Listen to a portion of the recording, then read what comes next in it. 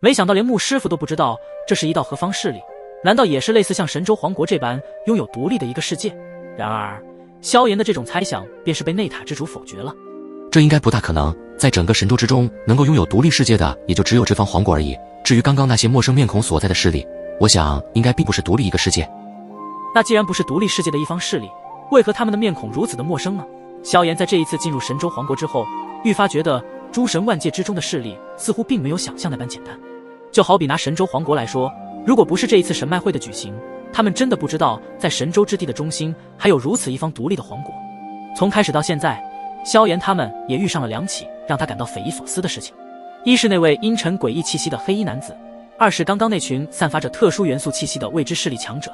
虽然内塔之主和10大神长老的修为在半道神层次，可是从刚刚萧炎他们的神色来看，似乎他们应该有所感应到了什么，令他们都有着一丝心悸之感。看来这一届的神脉会似乎比起以往的更加特别了。也不知道除了万界来的那些势力强者之外，是否也引出了一些连我们都不知道的未知势力进入神州皇国。一道疑惑的声音自内塔之主和10大神长老的心中缓缓响起。他们身为一方超神巨擘势力丹神塔的高层人物，自然是对整个神州以及诸神万界的一些势力有所了解。可是今日所发生的这些事情，但是出乎了他们的意料之外了。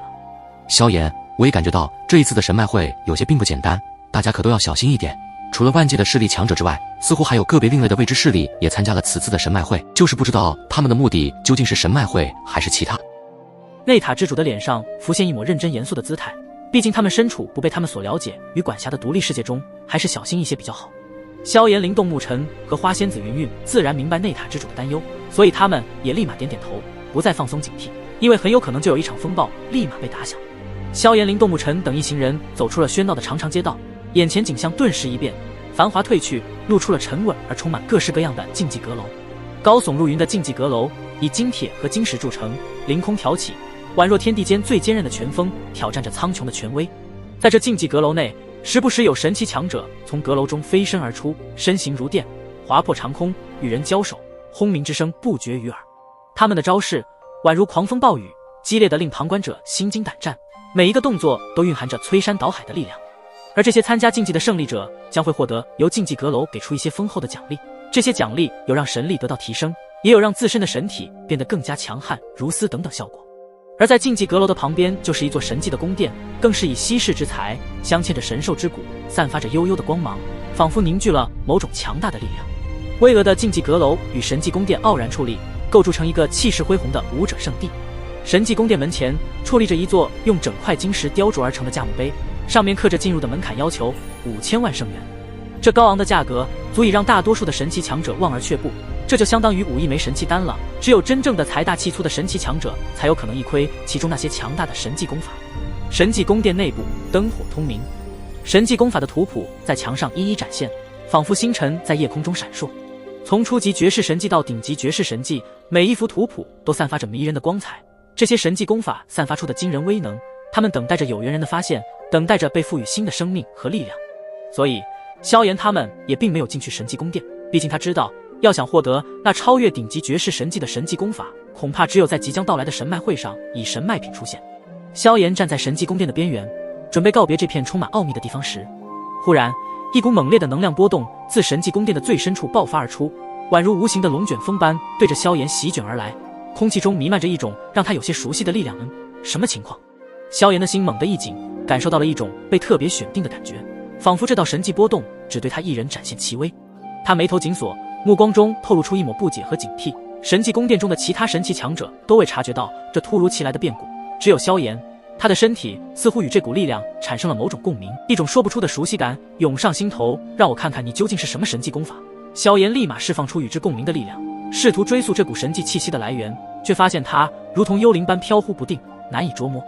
萧炎眉头微微皱起，接着深吸一口气，再次尝试着去追寻这突如其来的神迹力量的源头，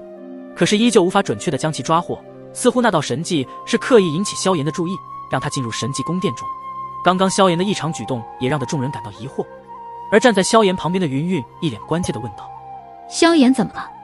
而这突如其来的声音传入萧炎的耳朵中后，刚刚的那股共鸣的力量立马被打断了。云韵，我没事，不过这里面似乎有我想要的神迹功法。此话一出，但是让这众人感到一丝诧异，这里面竟然还有萧炎需要的神迹功法。这神迹宫殿中的确有很多高级别的神迹功法，其中最低阶级的都是大神迹的功法，而除了大神迹功法之外，还有准绝世神迹以及真正的绝世神迹。难道萧炎这里面有你所需要的绝世神迹功法？内塔之主带着惊疑问道。萧炎点点头，说道：刚刚我感觉到里面的有一股强大的神迹力量与我共鸣，不过我用神魂力量去追寻这股神迹力量的源头，却是发现根本无法将其精准的找出。不过我敢肯定的是，那道强大的神迹力量应该就在这神迹宫殿的深处。这是神迹之魂的共鸣，想必你与这道神迹功法存在某种联系。此时在听了萧炎所说之后，内塔之主立马感到一丝震惊。要知道，神迹之魂一直都是潜藏在一道神迹功法之中，寻常情况下，神迹之魂几乎不会主动爆发出这等力量来与修炼者共鸣，而只有得到了这道神迹功法的认可，才会让一直潜藏在神迹功法深处的神迹之魂释放出强大的力量，才会使得两者之间存在着某种共鸣。这可以说是这神迹宫殿中的强大神迹功法已经认萧炎为主，这种现象是非常少见的。而现在竟然在萧炎的身上发生了这样的事情，还真是难得一见。萧兄，那么我们一起进去看一看吧。我们也有好奇，究竟是什么等级的神迹功法能够释放出神迹之魂与你产生共鸣？林动和沐尘二人脸上带着笑容，同时也一样对神迹之魂这等罕见的事情产生了好奇之心。对，我们先去吧。10大神斩老也是好奇心驱使，嘴上催促着究竟是什么样的神迹功法能够自主释放出神迹之魂与萧炎产生共鸣。萧炎也是一脸无奈的一笑，然后他们一行人便是朝着这座神迹宫殿的大门前走去。神迹宫殿的壮丽景象也随之映入眼帘，高耸的宫殿如同通往云端的阶梯，每一块石砖都蕴含着一种古老的力量。他们迈步向前，一股庄严而肃穆的气息扑面而来。最终大家都来到了神迹宫殿的大门口。然而在看到了萧炎等人的出现后，一名身着华贵长裙的女子款款而立，她的容颜如月之皎洁，举止间透露出一股不食人间烟火的仙气，其脸上挂着亲切的微笑。她轻启朱唇，询问他们的来意。先生们，你们是要进入神迹宫殿吗？内塔之主微微点头，示意他们是来寻求其中的强大道神迹功法。好，进入神迹宫殿需要缴纳5000万圣元后方可进入哦。这位迎宾女子细声细语，告知进入宫殿需缴纳5000万圣元。内塔之主也毫不犹豫，从自己的那戒中取出数张金色的圣元，因为每一张的面值都有1000万。然后便是看到那位迎宾女子的左手边站着一个金盒子，金盒子里反射出耀眼的光芒，那是圣元特有的光泽，令人目眩神迷。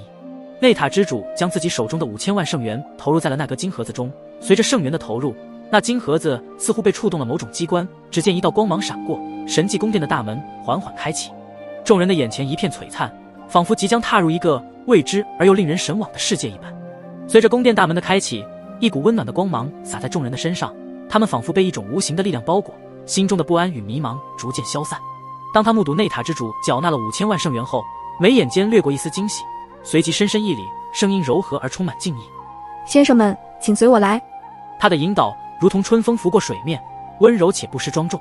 一行人跟随他穿过神迹宫殿的大门，踏入了神迹宫殿之中，一股肃穆之气扑面而来。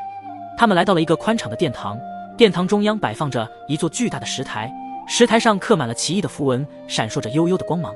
然后迎宾女子也给萧炎他们开始介绍起来。这座神迹宫殿分为4层，